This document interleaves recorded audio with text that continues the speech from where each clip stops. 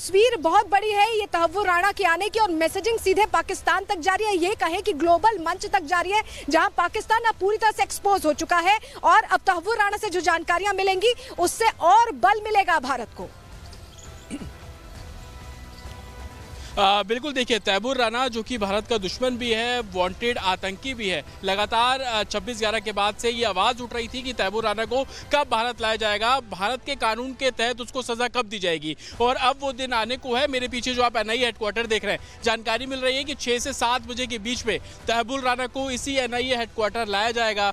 जो फॉर्मेलिटीज़ है वो सारी यहाँ पर की जाएगी, और उसके बाद एक हाई लेवल जो मीटिंग है वो अभी भी NIA हेडक्वार्टर के अंदर चल रही है, जिसमें इस बात को लेकर मंथन किया जा रहा है कि जब तैमूर राणा को यहां पर लाया जाएगा, आज उसकी पेशी करवाई जानी है, वीडियो कॉन्फ्रेंसिंग के जरिए पेशी करवाई जानी है, या जज के घर भेजा जाएगा। ये इस बात के भी क्यास लगाए जा रहे हैं कि कल भी हो सकता है कि तैमूर राणा को पटियाला हाउस में जो NIA की स्पेशल कोर्ट है वहां पर पेश किया जाए। लेकिन सबसे बड़ी बात कि NIA की FIR थी, FIR 2009 में NIA ने दर्ज की थी, बाकायदा इस मामले में NIA चार्जशीट भी दायर कर चुकी है। तो अब जब इन्वेस्टिगेशन की जाएगी, और इसी NIA हेडक्वार्टर की तीसरी मंजिल पर जो इन्वेस्टिगेशन सेल बनाया गया है, जहां पर सिर्फ 12 लोगों के जाने की परमिशन है, जिसमें NIA के DG, ADG और SP रैंक के अधिकारी शामिल हैं। उसके अलावा उस सेल में कोई नहीं जाएगा, और संभवतः वहीं पर ही तैमूर राणा से पूछताछ की जानी है। तो इस इन्वेस्टिगेशन का सबसे मकसद यही रहेगा कि NIA की जो चार्जशीट है उससे कन्फ्रंट कराया जाएगा तैमूर राणा को। जो सबूत NIA के पास है,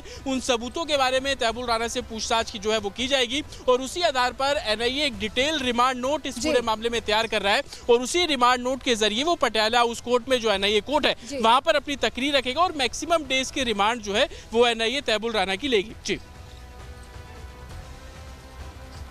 बिल्कुल जतिन, आप इंपॉर्टेंट इन्फॉर्मेशन दे रहे थे कि 3rd फ्लोर पर सिर्फ 12 अधिकारी हैं जो जा पाएंगे, और ऐसे में उनसे पूछताछ के लिए पूरा एक तरह से जो रिमांड है ज़्यादा से ज़्यादा दिनों की मांगी जाएगी। आप हमारे साथ बने रहिएगा जतिन। हमारे साथ ऋतु भी जुड़ी हुई है। ऋतु, पालम एयरपोर्ट पर ही लाया गया है, वहाँ पर अभी पूरा प्रोसीजर चल रहा है, कितनी देर में निकलने वाले हैं, क्या वहाँ पर हलचल देख रहे हैं, जरा बताइए दर्शकों को।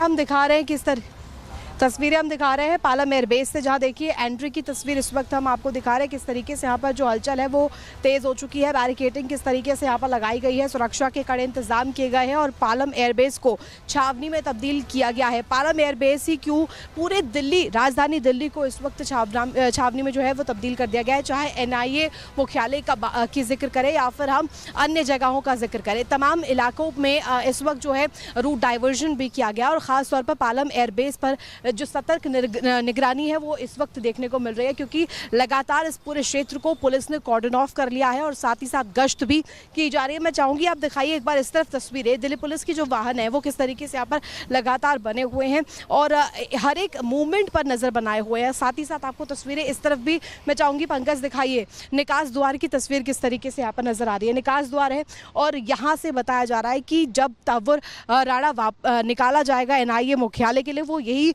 द्वार होगा, यहीं से निकलेगा। और हालांकि अभी इसको लेकर के जानकारी नहीं है कि कब तक बाहर आ सकता है।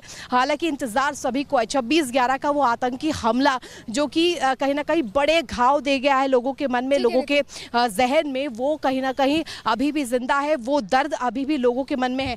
हालांकि ये तस्वीर आपको दिखा रहे हैं, हिंडन एयरबेस को लेकर के भी जानकारी मिली थी कि वहाँ पर भी आ सकता है, लेकिन फिलहाल जो कहीं ना कहीं तस्वीर है वो पालम एयरबेस पर कहा जा रहा है कि राणा लाया जा सकता है, क्योंकि जिस तरीके से आप जो बता रही थी कि एक तरह से जो घाव है वो शायद तभी भरेंगे जब न्याय मिलेगा, और न्याय का रास्ता भारत में तैयार होता दिखाई दे रहा है, क्योंकि मास्टरमाइंड को खींच के अमेरिका से भारत लाया गया है। हमारे साथ NIA कोर्ट से मीनाक्षी रजत भी जुड़ी हुई हैं, उनका रुख कर लेते हैं। मीनाक्षी, आप सुबह से कवर कर रही हैं, इंतजार इस बात का है कि क्या लाया जाएगा तो कोर्ट में पेशी के लिए ले जाया जाएगा, लेकिन मुझे जो जानकारी मिल रही थी कि 2 और ऑप्शन है, अगर आप दर्शकों को बता पाए।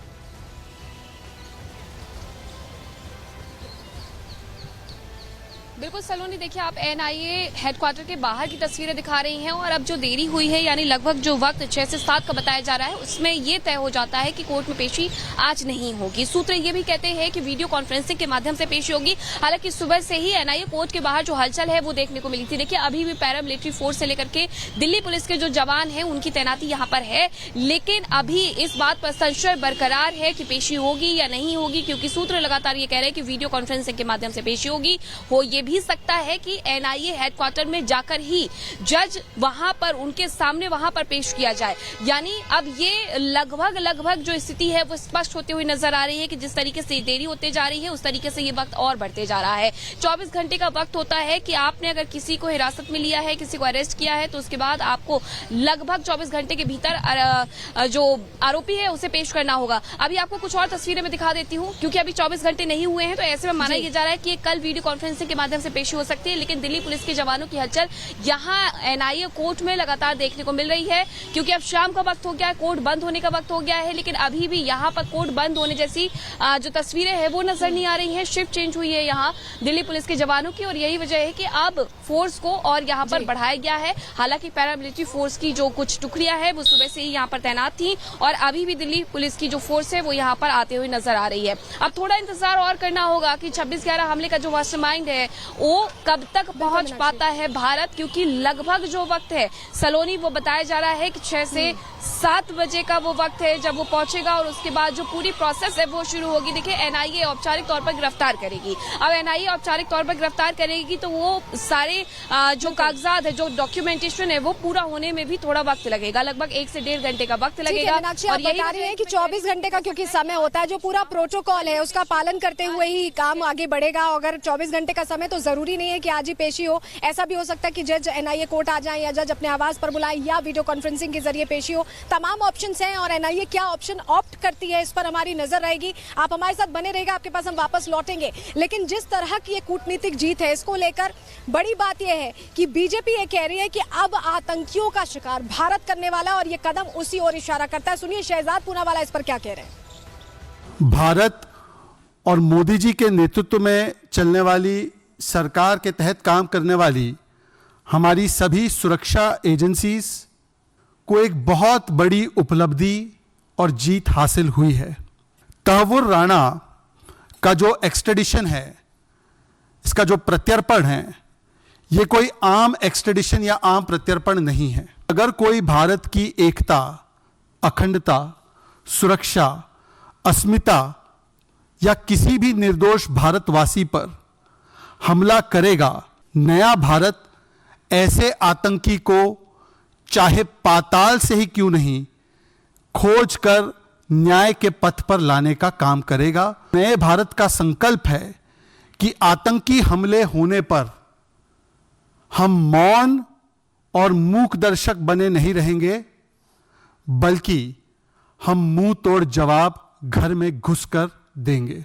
हमेशा देश हित और राष्ट्र हित को सर्वोपरि रखने का यह नए भारत का संकल्प है, नए भारत का प्रतिबिंब है, जिसका ध्येय वाक्य वो बन चुका है जो हम हर 26/11 की बरसी पर देखते हैं कि भारत ना आतंकियों को कभी भूलेगा, ना भारत इन आतंकियों को कभी माफ करेगा। आज केवल 138 भारतीय विक्टिम्स के लिए ही नहीं, बल्कि 26/11 में जो मारे गए कुल 17 से 18 देशों के विक्टिम्स, उनके लिए न्याय के पथ पर एक बहुत बड़ा कदम है इंसाफ की ओर। आज तुकाराम ओमड़े से लेकर मेजर संदीप उन्नीकृष्णन, ये भारत की भावपूर्ण श्रद्धांजलि भी है। विस्तृत होगी और बहुत सीक्रेसी भी उसको लेकर रखी जाएगी। सीक्रेसी इस लिहाज से रखी जाएगी कि कोई भी इंफॉर्मेशन जो आ रही है वो कहीं बाहर न जाने पर, और यही वजह है कि आपको बताया एनआईए दफ्तर में किस तरह की तैयारी पूछताछ के लिए। देखिए, एनआईए मुख्यालय में सुरक्षा कड़ी रखी गई है। हम आपको तस्वीर भी लगातार दिखा रहे हैं। 3री मंजिल पर इन्वेस्टिगेशन सेल बनाया गया, इसी दफ्तर की 3री मंजिल